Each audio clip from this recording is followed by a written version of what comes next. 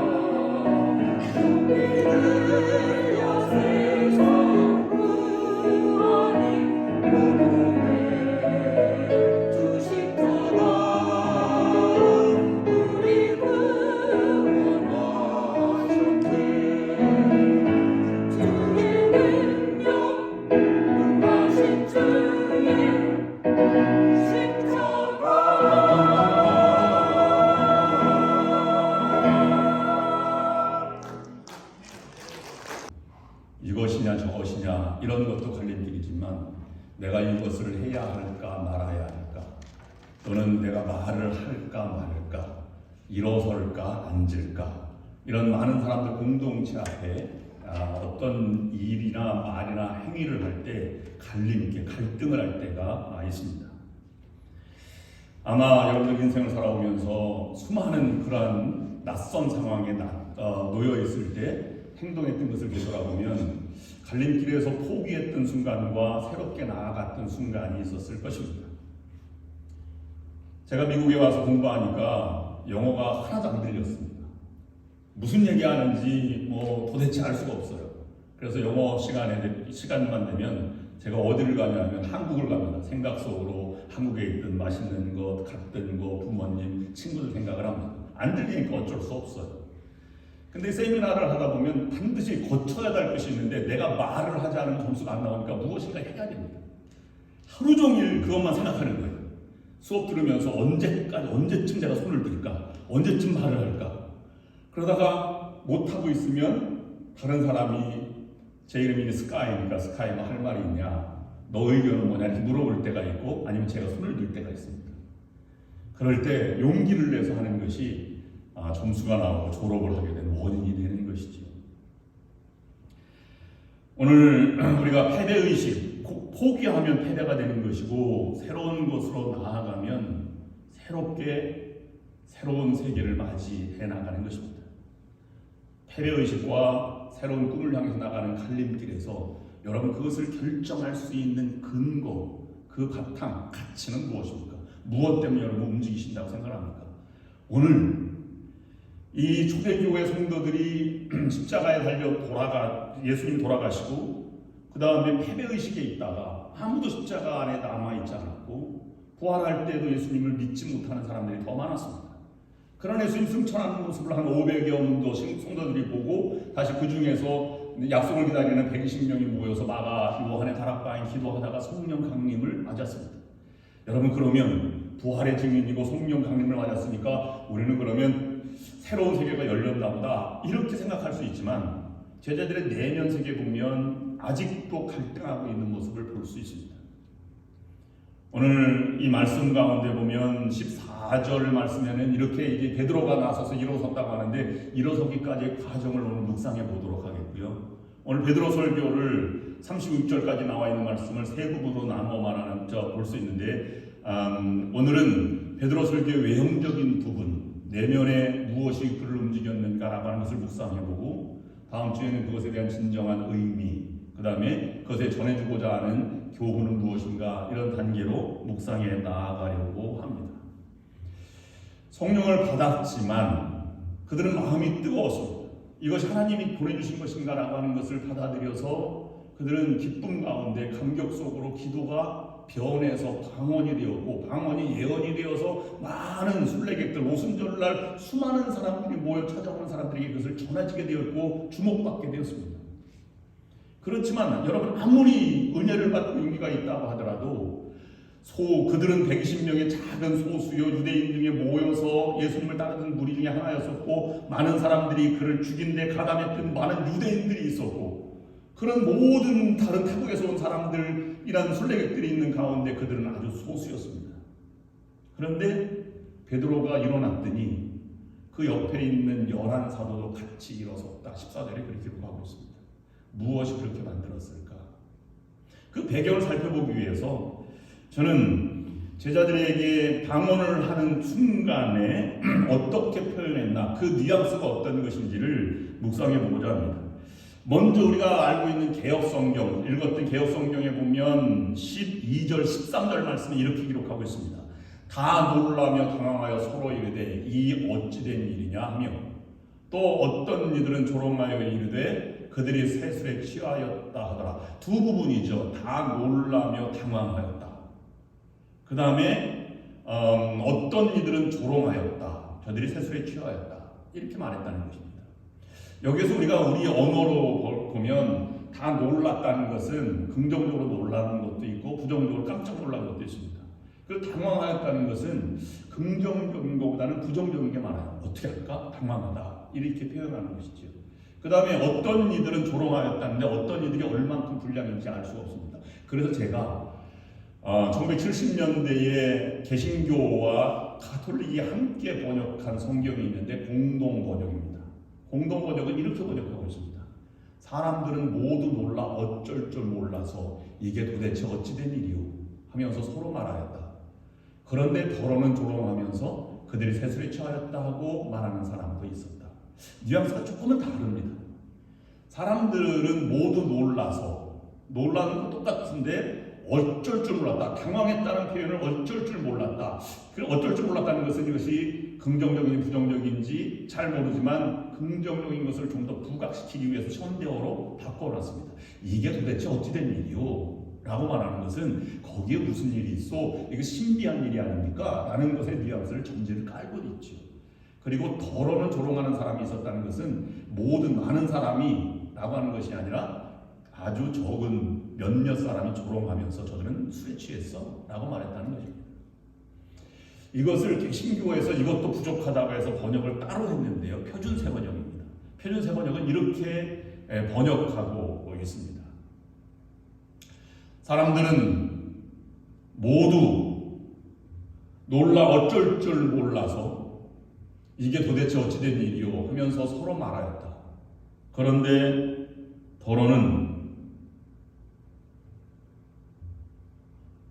이건 새 번역이 지금 한 말이고, 그다음 공동 번역이 혹시 전에 한번 돌아보면 혹시 있는지 모르겠습니다. 이게 새 번역 성경입니다. 제가 표준 새 번역으로 읽어드리면 이렇습니다. 이렇게 모두 놀라고 어안이 봉봉하여 도대체 어찌된 영문인가 하며 웅성거렸는데 그 중에는 저 사람들이 술에 취했군 하고 빈정거리는 사람들도 있었다. 이렇게 공동 번역은 번역하고 있습니다. 제가 순서를 바꿨는데요. 어안이 봉봉하였다. 다 놀라서 어안이 봉봉하였다라는 것은 판단을 유도한 것입니다. 어안이 봉봉하다. 저게 무슨 일인가? 근데 표준 새 번역은 그들은 모두 놀라서 이게 도대체 어찌된 일이 하면서 말하였다라고 말하는 것입니다. 어쩔 줄 몰랐다 하는 표현으로 긍정적인 말을 하면서 더러는 조롱하였다라고 하는 표현은 아주 조롱하는 사람이 소수였다라고 표현하고 있는 것입니다. 초대교회 성도들의 성령 체험 사건 이후에 그들은 소수였지만 긍정적인 모습으로 기쁨을 충만해서 말을 하고 방언이 듣는 사람들로 알고 예언이 되었는데 이 변화는 사도행전에 계속되고 있습니다. 적은 무료였지만 그들이 나가서 복음을 전할 때 많은 기사와 이적이 나타났고 마음에 감동을 일으켜서 방언하게 되고 성령을 받았다고 하는 것이 아주 일반적으로 나타나는 사도행전의 모습입니다. 영적인 반전을 가르쳐 말하고 있는 것입니다. 성령을 받았지만 그들은 어떻게 그렇게 일어서서 얘기하고 또 그들은 담대하게 성령 받은 사람이 많은 사람 앞에 일어서서 나아갈 수 있게 되는가 하는 것입니다. 저는 여러분들의 신앙생활과 믿음 그리고 섬김과 봉사, 찬양, 기도 여러 모습들이 다른 사람은 어떻게 생각할지 몰라도 그걸 비난하는 사람이 혹시 있을지 몰라도 많은 사람에게 여러분이 성령을 받고 예수 그리스도를 믿는 그리스도의 증인된 여러분들이 많은 사람들을 긍정적으로 놀래키면서 다른 사람들에게 영향을 미치는 여러분들의 삶이 될 수 있기를 간절히 축원합니다. 놀래키고 당황하게 만드는 여러분들이 될 수 있기를 원합니다.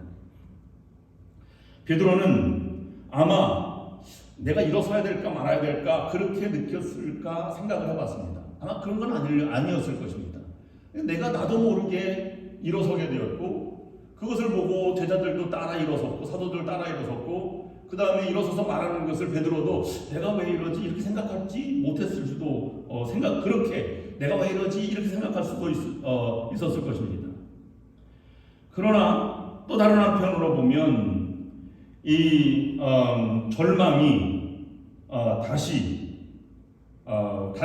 절망으로 끝나지 않고 희망과 능력으로 나아가기 위해서 무엇인가 그들은 성령의 능력으로 작용한 것을 그들은 실현해 나가고 있었다라고 볼 수 있습니다. 의도한 것은 아니지만 무엇인가의 힘에 의해서 그는 일어나게 되었고 새로운 바람과 분위기를 만들어간 것이 성령의 능력으로 거룩한 바람을 불러일으키고 있다라고 볼 수 있는 것입니다. 여러분들이 미국에 올 때 주로 70년대에 오셨거나 아니면 80년대, 90년대 이쯤에 오셨을 때에는 한국이 참으로 어려울 때였습니다. 오죽했으면 우리가 미국 가면 파티만 있는 줄 알고 12복 파티 드레스만 준비해서 온 사람들도 있다고 하지 않습니까? 천국 같은 곳을 꿈꾸며 이곳에 왔습니다. 그만큼 여기 와서 보니까 그런 것은 아니지만 또 나올 때 상황은 처절했다는 것이죠. 그런데 요즘 70년대, 80년대 돌아올 때는 90년대 지나고 나서 한국 경제가 많이 발전했습니다. 그래서 요즘 나오는 말로 눈 떠보니 선진국이 되었다 이런 표현도 나오지 않습니까? 실제로 한국의 K-팝 문화라든지 이것이 굉장히 많이 놀라웠습니다. 요즘은 한국 사람들이 우리는 발전했다 이렇게 말하지 않고요. 한국 가서 방문해 보시면 우리는 선진국이다라고 하는 자아의식이 강합니다. 우리보다 잘 사는 나라는 세상에 없다. 이런 어떤 그런 자아의식이 강해서 모두가 다 아주 뿌듯하게 살아가고 있습니다. 그만큼 한국 문화가 K-팝 문화도 많이 펼쳐졌고 K-드라마도 많이 펼쳐졌지만 한국 사람들 자의식도 그렇게 되게 되었습니다. 30-40년 전, 20-30년만 전만 해도 그런 의식을 갖지 못했는데 그렇게 변한 것입니다. 짧게 그렇게 짧은 시간에 그렇게 변화되었습니다. 비약의 발전을 하게 된 것이죠. 그들이 의도했던 것은 아닙니다. 그러나 가던 길을 가고 살던 길을 살고 꿈을 꾸고 나아가다 보니까 이만큼 되었다라고 고백하고 있는 것입니다. 제자들도 마찬가지입니다. 의도해서는 그렇게 변할 수 없습니다. 무엇인가 새로운 분위기, 새로운 영향력, 새로운 영이 있으면 그렇게 변하게 되는 것입니다. 이것을 김원태 목사님께서 생명의 삶에 어떠한 사람도 하나님 앞에는 괜찮다, 이런 글을 기고한 글을 읽어본 적이 있습니다. 이집트는요 3000년간이나 다른 나라와 비교할 수 없을 정도의 파라오 세계를 만들었다고 합니다. 그래서 모든 세계를 지배하고 중동뿐만 아니라 이 바벨론과 아수르와 대적해서 나아가는 그런 나라가 되었습니다. 그런데 돌아보면 이집트는 사막군인데 유일하게 있는 것은 3000km 넘는 3000마일이 넘는, 길게 보면 가장 작은 것도 중부 아프리카에서 오는 한 6000km 되는 그러한 나일강이 펼쳐져 있는 삼각주 통해서 그렇게 긴 세월 동안 세계를 지배했다고 말하고 있습니다. 물이 없는 나라는 가난하게 허덕이는데 나일강이 있다고 해서 농사를 짓고 유실수를 키우고 사막을 숲으로 만든 것은 그들이 사막 때문이 아니라 나일강 젖줄기 때문이다 라고 묵상했습니다. 그러면서 이집트는 나일강을 먹고 강대국을 유지했던 것처럼 우리는 살 소망이 없는 사막 같은 인생이라도 무엇인가의 뿌리를 받고 살아가면 하나님의 풍성한 삶을 되살아날 수 있고 생명력을 넘치게 살아갈 수 있다라고 묵상하였습니다. 아무런 소망이 없는 사람도 괜찮다. 하나님 앞에 오기만 하면. 생수의 강이 흐르면 죽은 땅에 꽃이 피고 거대한 천국의 숲이 생겨나는 것처럼 하나님 앞에 오기만 하면 그런 삶이 된다라고 묵상하였습니다. 바로 십자가에 패배했다고 생각했던 제자들에게 성령이 임해서 새롭게 갈등과 갈림길에서 하나님을 향해 일어섰던 것처럼 그렇게 일어서게 된다고 하는 것입니다. 그래서 베드로는 놀란 사람들 앞에 갑자기 일어서서 비난하고 조롱하는 사람들하고 또는 그냥 무심코 바라보는 많은 사람들에게 말을 하기 시작했습니다. 이것이 최초의 신약시대 초대교회가 설교한 첫 번째 설교 내용이 오늘 베드로 설교입니다.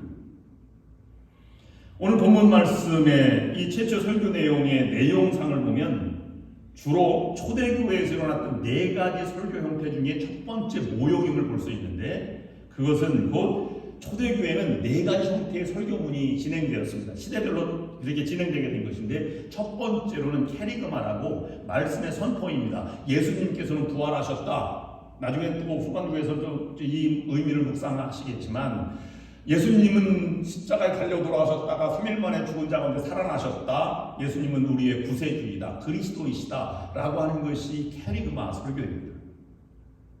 두 번째는 그런 그 예수 그리스도가 살아났다고 하는 것, 그것이 우리의 삶에 어떻게 영향을 미치는가라고 하는 것이 그거를 이 뜻을 가르침이라고 하는 뜻으로 디다케라고 하는 것을 설교하기 시작했습니다. 그건 예수님이 돌아가신 지 30년 후에 1세대가 마감하고 2세대 자녀들이 자라면서 예수님의 말씀은 이런 것인데 이것이 너희들에게 어떤 의미인지 말세 때가 되는데 너희들은 말세를 준비하면서 이렇게 살아가라 라고 하는 것이 디다케입니다.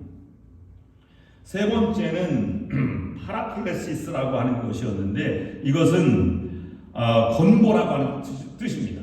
잘못된 길로 게으르지 말고 열심히 종말을 준비하면서 나아가도록 그렇게 열심히 책무하고 그리스도인 되었으면 마땅히 행할 일을 행하고 의무를 가지고 책무를 지키도록 노력해 나가라. 이것이 공동체된 사람들의 의무이다라고 말하고 가르치고 있습니다. 이제 초대교회 공동체가 점점 더 왕성해지고 튼튼해지게 되었습니다. 그 다음에 이단들이 들어오게 되었습니다. 영주주의라든지 아니면 마르크시론주의라든지 이런 모든 이단들을 배척하면서 이거 기독교 의미는 그것이 아니라 이것이다 라고 해서 주석 설교라고 하는 의미로 호밀리아라고 하는 설교가 진행되게 되었습니다. 그렇다고 하면 오늘 베드로 설교의 초점이 무엇이냐 하면 캐리그마입니다. 예수 그리스도를 증거하는 것밖에 없었습니다.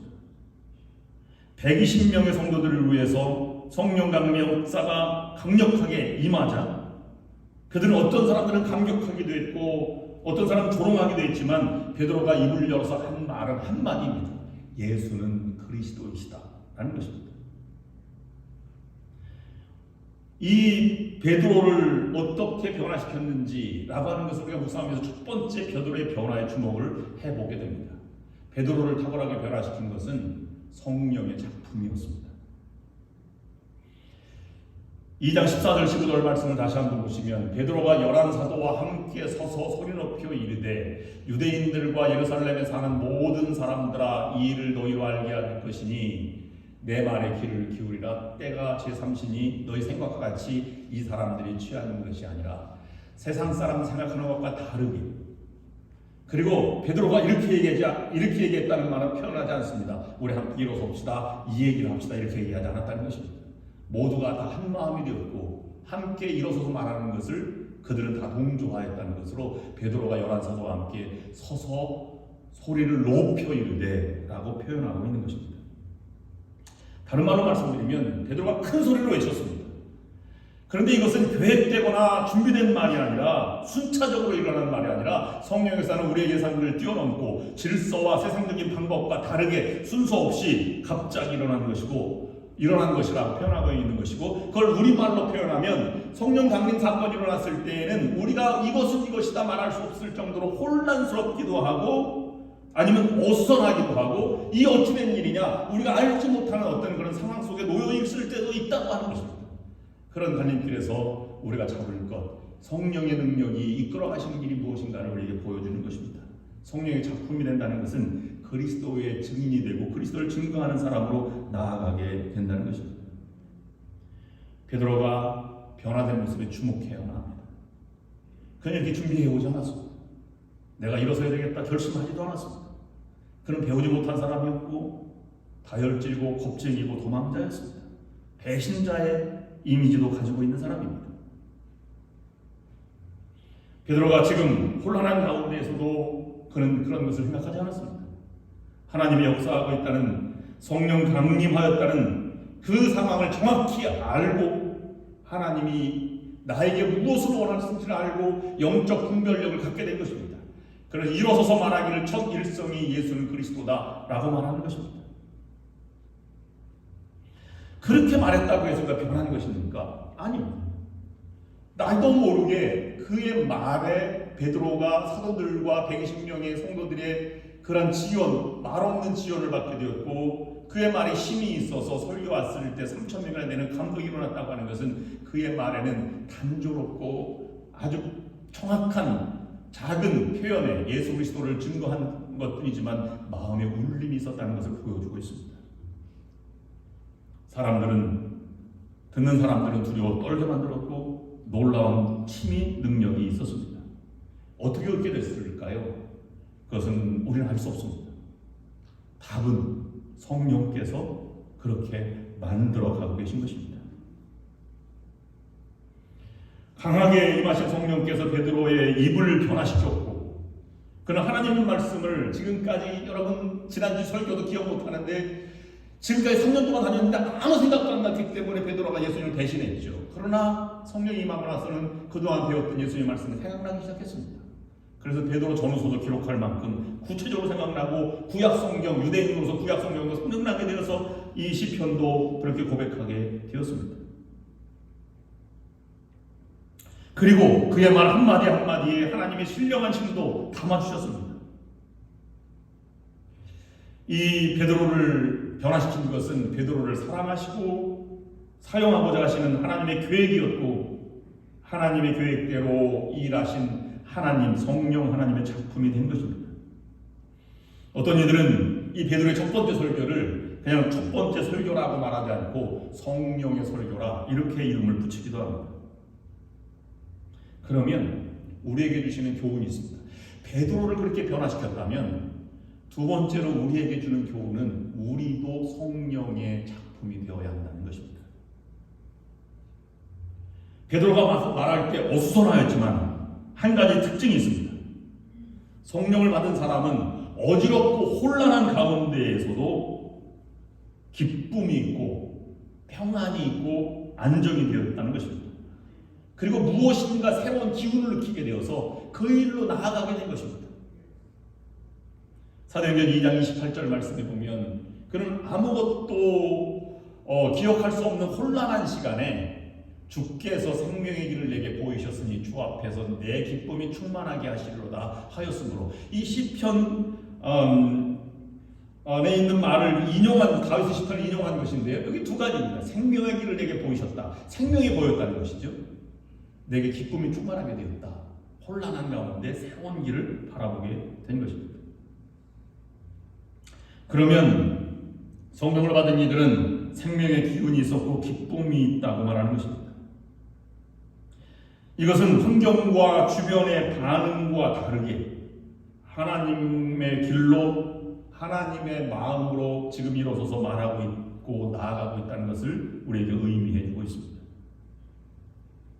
생명의 이야기, 구원의 이야기가 성경 전체의 이야기 줄거리입니다. 구속사적인 관점으로 성경을 바라보지 않아도 성경은 구원의 이야기입니다. 그것이 얼마나 큰 기쁨인지 초대교회 성도들은 죽어가면서 순교하면서 스데반처럼 순교하는 과정 가운데에도 천사의 얼굴처럼 기쁨을 잃어버리지 않았다고 기록하고 있습니다. 우리는 이러한 기도하던 초대교회 성도들과 베드로의 변화된 모습을 통해서 하나님이 어떻게 세상을 이끌어가시고 나의 마음과 나의 변화를 이끌어가시는지 우리가 하나님의 마음을 읽을 수 있어야 할 것입니다. 하나님께서는 우리의 변화를 통해서 한 가지 목적이 있는데요. 사람을 변화시키고 생명을 불러일으키고 구원을 확산시켜 나아가게 하는 것입니다. 그리고 하나님의 귀하게 사용될 수 있는 귀한 일꾼, 탁월한 사역자로 탁월하게 사용하시는 하나님의 능력으로 되기를 하나님께서 원하신다고 하는 것입니다.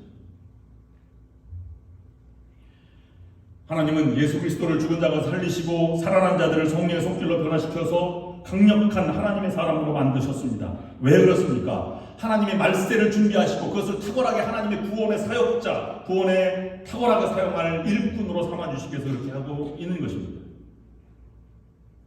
하나님은 있는 그대로를 받아주셔서 구원을 해주시지만 탁월하게 사용하시는 분은 죄성을 가지고 있는 사람을 그대로 쓰시지 않습니다. 성령의 능력으로 인치지 받고 새롭게 변화시켜서 회개한 영을 하나님께서 사용하신다는 것입니다.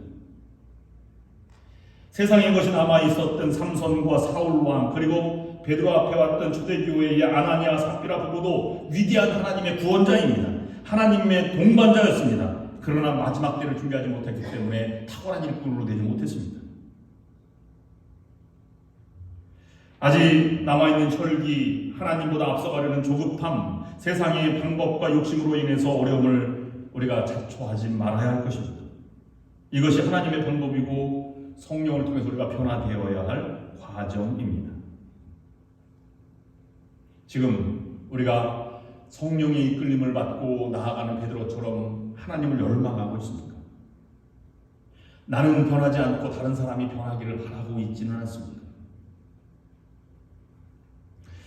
또 한번 생각하는 건 성령의 작품이지만 다시 한번 생각해보면 그럼 성령님 기도했던 사람이 성령이 임해서 이렇게 변화됐을까 하는 것이 이 생각해볼 과제입니다. 그렇지 않습니다. 다시 한번 생각해볼 것이 있습니다. 베드로의 변화는 단순한 성령의 손길만이 아니었다는 사실을 알게 됩니다. 베드로는 3년 동안 예수님과 함께 하면서 놀라운 말씀을 듣고 배워왔습니다. 그는 실패를 경험하기도 하였습니다. 예수님을 부인하기도 하였고 또 예수님이 부활한 다음에 먹고 살기 힘들었는지 나는 고향으로 돌아가, 나는 물고기 잡으러 가노라 그랬더니 7 그 제자들도 함께 나도 따라가겠다라고 생각해서 디베랴 바닷가에 간 적도 있습니다. 예수님 그것까지 찾아오셔서 너는 나를 따르라, 너는 나를 사랑하느냐 이렇게 물으셨죠. 성령 하나님의 말씀을 3년 동안 듣고 신실하게 따라갔다고 해서 완성된 것은 아니지만 그것이 발전이 되어서 성령 강림 사건이 연결되어서 큰 능력을 발휘하게 되었다고 하는 사실입니다. 그렇다면 또는 베드로가 기도하는 과정은 그는 겟세마네 동산에서도 졸고 있던 제자들과 함께 있었던 것이 성경에 기록되어 있습니다. 그만큼 열흘 동안이나 기도했던 마가 요한의 다락방 기도했던 것은 난생 처음 그렇게 기도했을지도 모르겠습니다. 이 말씀을 통해 생각해 보는 것은 그러면 말씀을 읽고 묵상하면 저절로 성령이 임하신다는 것인가? 그런 것은 아닐 것입니다. 반대로 성령은 말씀이 가득하지 않은 곳에서는 역사하지 않는다는 사실을 알아야만 합니다. 우리는 그러면 소나무를 뿌리째 뽑히기까지 기도하면 성령이 임할 것인가? 그렇게 기도해야 성령이 임한다는 것인가? 라고 생각할 수 있습니다. 그러나 그것이 아닙니다. 반대로 성령의 역사는 기도하지 않는 곳에서는 결코 일어나지 않는다는 사실입니다.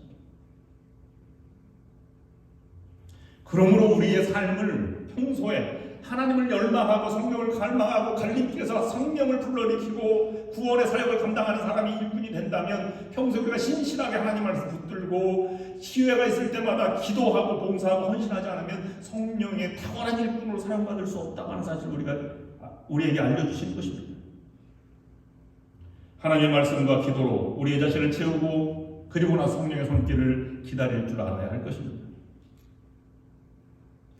성령은 하나님의 말씀과 기도로 스스로 준비하는 자들에게 강력하게 임하신다는 사실입니다. 그럼 이제는 우리의 삶이 우리의 작품이 아니라 하나님의 작품이 될 수 있도록 내어드리는 삶이 필요한 것입니다. 하나님이 임했을 때 전적인 다른 존재가 된 것입니다. 고자질쟁이여 질투를 유발했던 요셉이 하나님을 만나고 나서 그들은 당대의 최고의 지도자가 되었고 그의 온 가족 70명의 야곱의 가족을 구원할 수 있었던 위대한 지도자가 될 수 있었던 것입니다.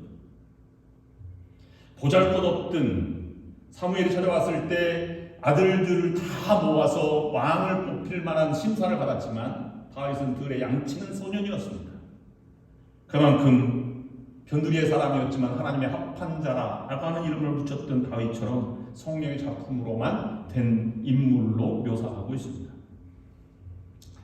참으로 부족했고 배움이 없었던 어부였던 베드로가 이렇게 말하는 것을 몰랐습니다. 그러나 그것은 명설교가로 많은 사람을 증거하고 변화를 주도해왔던 베드로의 설교는 베드로의 준비가 아니라 성령의 작품이었다는 것을 우리에게 보여주고 있는 것입니다. 어떻게 그런 갈림길에서 그런 무엇을 잡아야 할까라는 것입니다. 세 번째 우리에게 주는 교훈의 말씀은 우리의 중심은 예수 그리스도 뿐이어야 한다는 것을 가르치고 있습니다. 우리는 너무 복잡한 삶을 살아가고 있습니다. 여러분 다른 사람이 비난하잖아요. 그럼 저는 칼 뻗고 편히 자겠습니까? 못 자겠습니까? 저도 마찬가지 인간입니다. 뭐 참 이루지 못합니다. 마음속에 막 생각이 계속 머물고 있습니다. 여러분 다른 사람 비난받으면요 그게 잊혀지지 않아요. 그런데 오늘 본문의 말씀 베드로 보면 생명을 일으키는 사람은 조롱하고 비난이 있다고 해서 그것에 끌려가는 사람이 아니라 거기에서 생명을 만들어가는 사람입니다.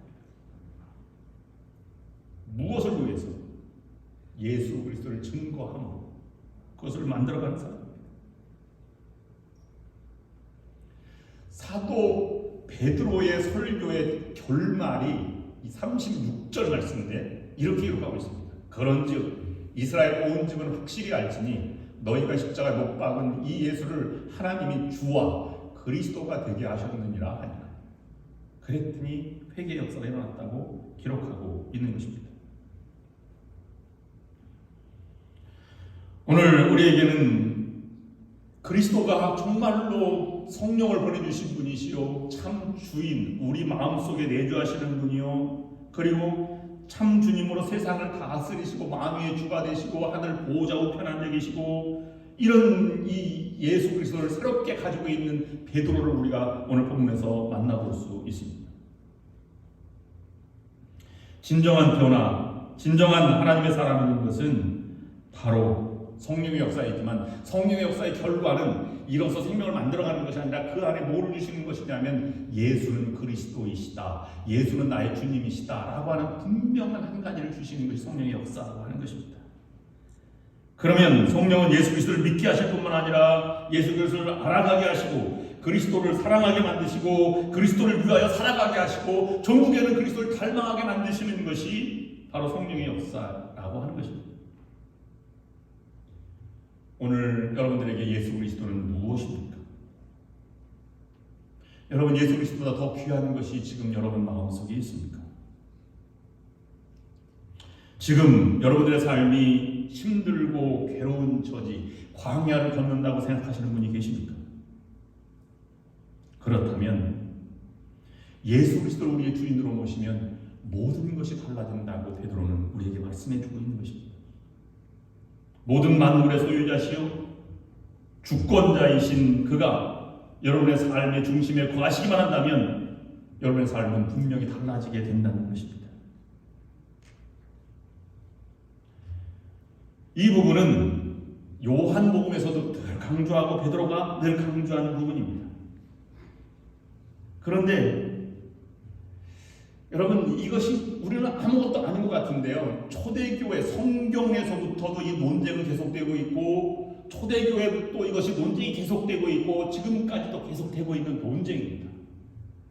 그래서 초대교회는 두 가지 논쟁이 있는데요, 하나는 예수의 복음이 있고 또 한 가지는 예수 그리스도에 관한 복음이라고 표현하고 있습니다. 이 신학적인 논쟁의 주된 중심입니다. 예수의 복음이라고 하는 것은 어떤 것이냐면 성경에 많이 녹아있는 것입니다. 사도 바울은 주님을 한 번도 만나본 적이 없습니다.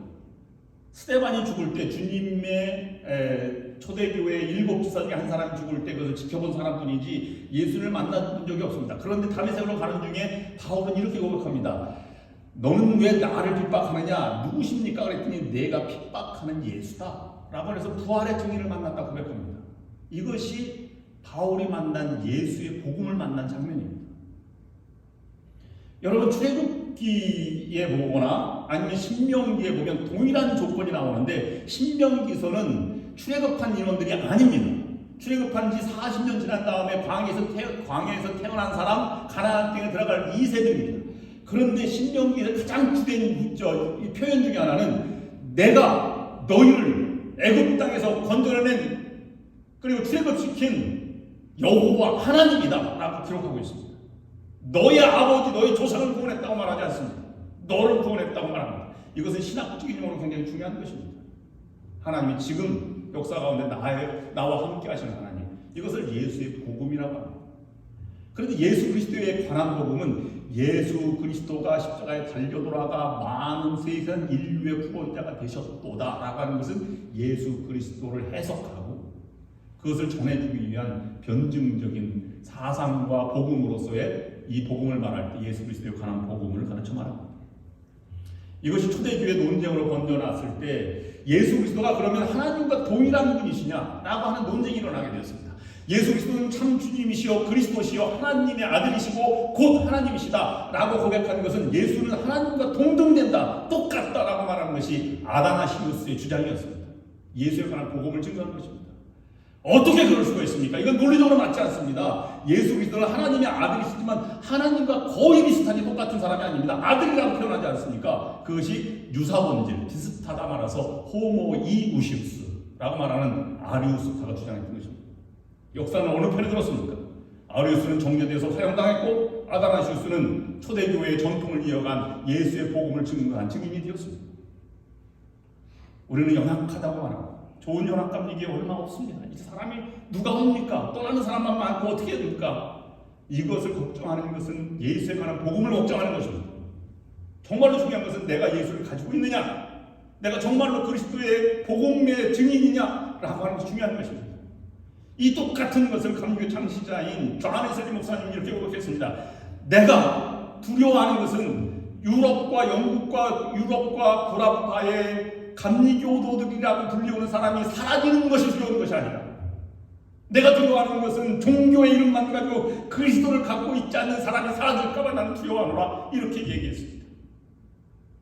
베드로가 주장하는 것은 그리스도를 가지고 있느냐, 이것이 달라진다고 말하고 있는 것입니다. 그리스도를 아는 것과 그 믿는 것, 그리고 그 믿음에서 알아가는 과정은 전혀 다른 것입니다. 여러분들도 그리스도의 복음을 가지고 살아 역사하시는 그리스도의 증인이 될 수 있기를 주님의 이름으로 축원합니다.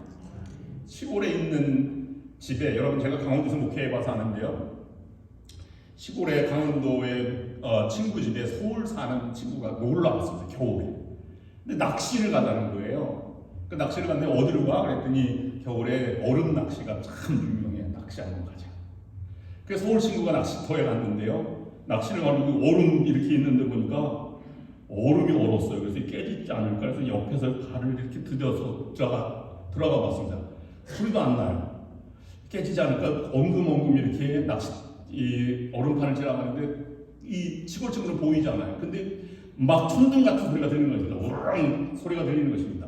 그랬더니 시골 친구가 자기의 자동차를 몰고 호수 가운데로 가는 것입니다. 어떻게 그렇게 가능합니까? 한 사람은 꺼질까봐 깨질까봐 두려워 떨고 있는데 한 사람은 자동차를 몰고 다니는 차이점이 무엇입니까? 얼음이 깨지지 않는다는 것을 아는 사람은 담대한 것입니다. 우리가 그리스도를 알고 그리스도를 믿는다는 것은 삶의 차원이 다른 존재로 바뀌어가는 것입니다. 그리스도는 우리의 생명의 주이시다. 영의 양식을 우리에게 주신다. 나의 구세주이다. 라는 것을 말로 고백할 뿐인 사람은 두려워 떠는 사람입니다. 그러나 초대교회 성도들처럼 정말로 믿고 나아가면 죽어도 영광입니다. 하나님께서 우리에게 풍족해 주실 것이기 때문입니다. 그래서 그리스도만이 우리에게 주인 된다라고 말하고 있는 것입니다. 요한복음 16장 33절 말씀에 이렇게 말하고 있습니다.